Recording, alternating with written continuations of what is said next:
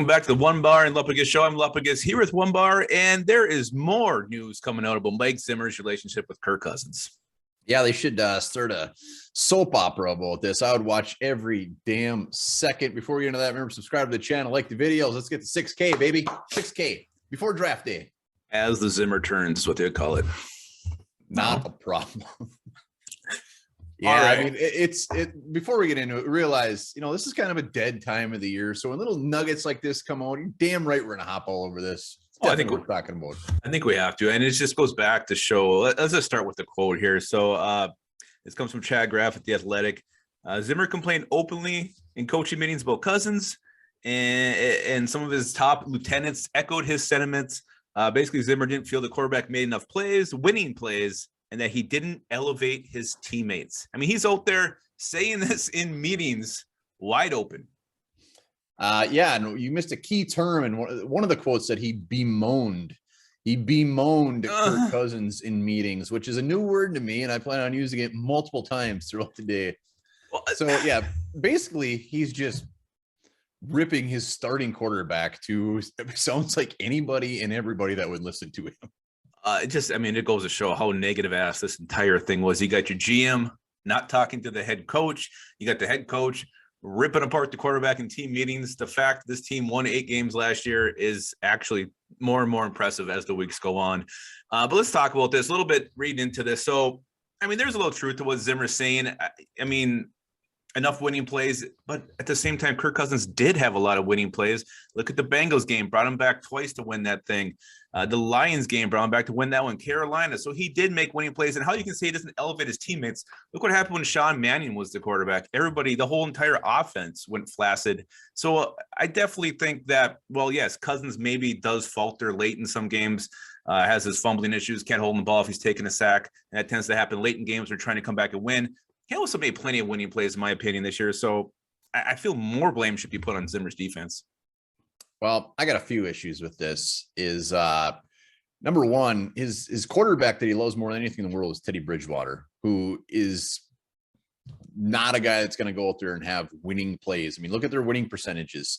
So that's the weirdest part out of this whole thing is Teddy Bridgewater is his boy, and The other thing is like you said, he's taking the time to complain about the quarterback when he's coaching the worst defense in the league. If I'm Kirk Cousins, I'm going in all the meetings and bemoaning about the defense. The other thing we got to keep in mind is we're just hearing one side.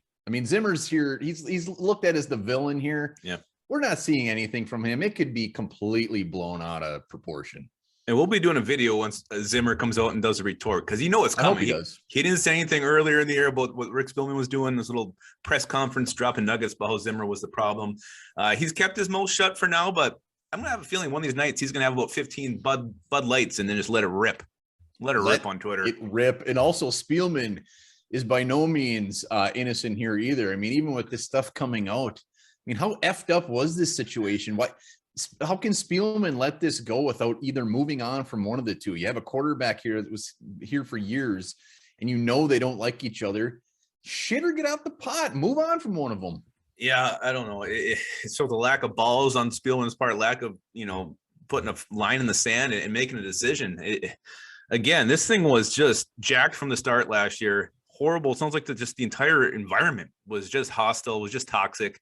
And sounds like it was bemoaned. It was bemoaned, and I'm actually excited to hear what comes out next, to be honest with you. Well, and you got to think back to the Zimmer Kirk Cousins interaction on the sidelines. There's no way in hell that was playful. That was from their hearts. Cousins, the fact that Cousins clearly these guys didn't like each other. The fact that he went and did that for a guy that's so laid back, I kind of give Cousins a little love on that. He probably said, "Bemoan this, bitch." I'm sure that's what he said to him. Said bemoan it. So that's pretty much it. Hopefully, like we said, Zimmer comes out and we hear something from the other side. But knowing Zimmer, he probably doesn't give a shit. Probably just screw it. He's at his ranch just getting pickled. That hot ass girlfriend of his. And yeah, then this goes out. It kind of ties into the rumors coming out yesterday, or the news coming out that Kirk Cousins was actively recruiting Kevin O'Connell, our coach he knows he has a good relationship with. So a coach he knows will not bemoan him. KOC would never bemoan anybody. I don't think it's in his heart.